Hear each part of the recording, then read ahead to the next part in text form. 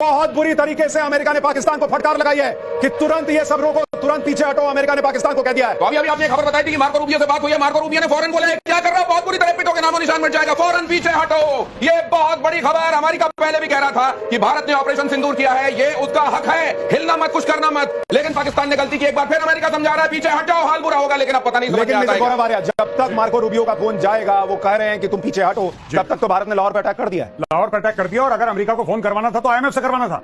गलत कर दिया खुद फोन करके। आईएमएफ से फोन करिए, फट से पीछे हटेंगे। और बहुत बढ़िया करा। देरी हुई है, इसमें बचे कुछ ड्रोन भी पाकिस्तान क्या उड़ा देंगे। एक और बड़ी इंपॉर्टेंट बात है चाइना ने, सॉरी चाइना ने पाकिस्तान से कह दिया कि हमारी इक्विपमेंट यूज करना बंद करो। हमने अफ्रीका से कहता हमारी काम करती इक्विपमेंट। हमारी नाक कटा रहे तुम लोग। नहीं आनंद सर, मुझे तो ये लग रहा था कि अमेरिका से पहले चीन पाकिस्तान को रोकेगा कि मत लड़ो भाई, क्योंकि तुम लड़ते हो, तुम पीटते हो, और पोल मेरी खुलती है कि रास्ते का माल सस्ते में ये चीन बना रहा है। JF-17 किसी को नहीं चाहिए, किसी को चीन का एयर डिफेंस सिस्टम नहीं चाहिए जो न ड्रोन रोक पा रहा है, जो न मिसाइलें भारत की रोक पा रहा है। चीन अलग एक्सपोज, पाकिस्तान अलग एक्सपोज। लेकिन सर एक बात बताइए कि कल पाकिस्तान के लिए बड़ी खुशखबरी आनी थी। IMF से उसको लोन मिलना था। जो आदमी रात में ये हमले कर रहा है उसको कौन लोन देगा? क्या उस पर भी अब संकट है? नहीं, मुझे लगता है कि बिल्कुल संकट है, 100% संकट है। और अमेरिका की अगर बात नहीं मानेगा, अमेरिका इसकी चूड़ियां कसेगा।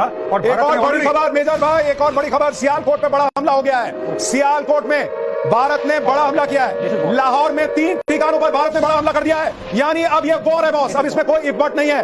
सियालकोट में भारत का बड़ा हमला, लाहौर में लगातार सायरन बज रहे हैं। भारत घुस गया है पाकिस्तान में। लाहौर में ब्लैकआउट, लाहौर में सायरन, सियालकोट में भारत ने बड़ा हमला कर दिया है। मेजर गौरव आर्या, जरा सियालकोट की इंपॉर्टेंस समझाइए।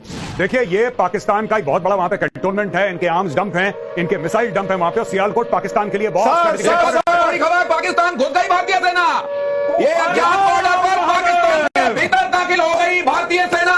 और देखिए मेजर गौरव आर्या को, ये इसका मतलब समझिए ये क्या है। ये अब पराक्रम का वो प्रदर्शन है जिसकी ताव झेल नहीं पाएगा पाकिस्तान। अज्ञात बॉर्डर पर कहा जा रहा है कि भारत की सेना, भारत की आर्मी घुस गई है। अभी तक तो कहा जा रहा था कि सिर्फ एयरफोर्स अटैक कर रहा है, लेकिन अब भारत की आर्मी घुस गई है। मेजर गौरव आर्या, एक बार नेवी बीच में आके कराची पोर्ट पे आग लगा दे, मजा आ जाएगा। एक बार नेवी वाले आप भी जरा अपना इसमें हिस्सा डालो। आर्मी अंदर घुस गई है पाकिस्तान में। INS विक्रांत है, वहां से करिए 15-20 BrahMos fire, set fire to the Karachi port. आग लगा दो कराची में, फूंक डालो पूरे शहर। मेजर गौरव आर्या, क्या आपको लग रहा है पाकिस्तान का नक्शा बहुत बुरी तरह बिगड़ने वाला आज रात? मैं बता रहा हूं, आज की रात देखना कयामत की रात है पाकिस्तानियों। सो मत जाना, आज की रात को कयामत की रात है। तुम्हारे सर पे मौत का नंगा नाच हो रहा है। सो जाओ, लेकिन एक आंख खुली रखना। हाँ, नहीं, पाकिस्तान के जितने बच्चे आज घर पे अपना मैप बनाने का प्रैक्टिस कर रहे हैं, आज बार रुक जाओ बेटा, आज बार रुक जाओ, या 2-3 दिन और रुक जाओ, तुम्हें मैप फिर से सीखना पड़ेगा। ऐसी स्थिति बन रही है। मीरा जी आपको जोड़ना चाह रही है।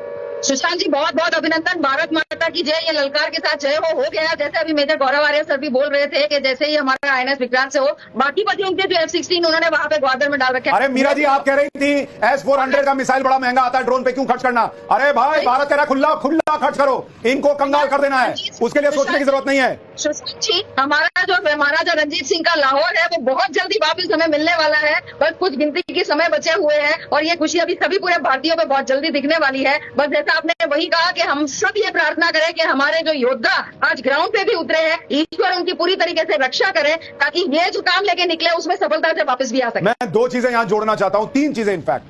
कि इस वक्त देश में नरेंद्र मोदी का जो नेतृत्व है, आपको उसको यहां पर चर्चा में लाना होगा कि इस तरह का निर्णय लेना कि बॉस ठोक दो, घुस के ठोक दो। और ऐसी दुनिया में जहां नरेंद्र मोदी ने दुनिया को कहा कि ये युद्ध का नहीं बुद्ध का समय है, लेकिन इसका मतलब ये थोड़ी है कि सब बर्दाश्त करेंगे। बर्दाश्त की सीमा होती है। नरेंद्र मोदी ने टारगेट रखा हुआ था 2047।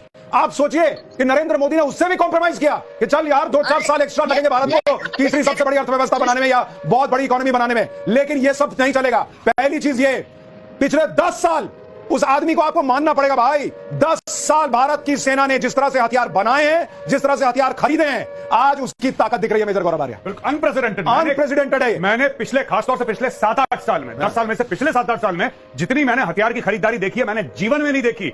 हर तीसरे दिन अनाउंस, इतने 1000 करोड़ का ये, इतने 1000 करोड़ का ये, हथियारों का इन्होंने अंबार लगा दिया। और ये भी बात है कि 60-70% अब मेक इन इंडिया भी हो रहा है। अभी सर आकाश ने ठोका है, आकाश ने ठोका है जो अपना स्वनिर्मित है। तो आप देखिए, ये बड़ी चीज जो है वो इस वक्त हुई है। लेकिन नरेंद्र मोदी का ये निर्णय लेना कि हम ये करेंगे, ये अपने आप में अनप्रेसिडेंटेड है। और लाहौर से इस्लामाबाद तक अंधेरा ही अंधेरा, पाकिस्तान में अंधेरा, पाकिस्तान के पंजाब में पूरा अंधेरा छा गया है। लाहौर से इस्लामाबाद तक अंधेरा ही अंधेरा है। आनंद सर, ये जो हो रहा है ये अद्भुत है। ये अद्भुत है। नहीं, मैं ये सोच रहा हूँ वो जो पेन था सरेंडर डॉक्यूमेंट साइन करने के लिए जो नियाजी साहब ने यूज किया था, वो किसके पास है? इंडिया के पास रखा हुआ है या आपने पाकिस्तान के पास? क्योंकि उसकी जरूरत नहीं। सर अब हम दे देंगे, अब हम डिजिटल साइन लेंगे सर, दुनिया को व्हाट्सएप करेंगे कि उन्होंने साइन किया। हाँ, आईपैड पे ले लेंगे, और वो आईपैड भी इंडिया वाला बना हुआ होगा, मेड इन इंडिया वाला। अब हम चाइना वाला नहीं लेते। पर एक बात जो आप कह रहे थे ना, बहुत सारे हमने वेपन्स लिए हैं, ये देखिए डेमोक्रेसी की पावर। डिस्पाइट 6 साल तक रफाल का पूरा वो चक्कर चला, सुप्रीम कोर्ट पे 2 डिसीजन हुई, 36 एयरक्राफ्ट खरीदने के लिए लाले लग गए। Despite that we did not have a let up in buying what was important for us. आपने जब कहा लाले के साथ लाले पड़ गए होता है, लेकिन आपने लाले लग गए, तो मुझको लग रहा है लाले तो आज पाकिस्तान के लग रहे हैं। पाकिस्तान के जबरदस्त लाले लग रहे हैं। F-16 मार गिराया है, उनके ड्रोन को मार गिराया है, और अब भारतीय सेना अज्ञात बॉर्डर से अंदर प्रवेश कर चुकी है, तो लाले पाकिस्तान के लग चुके।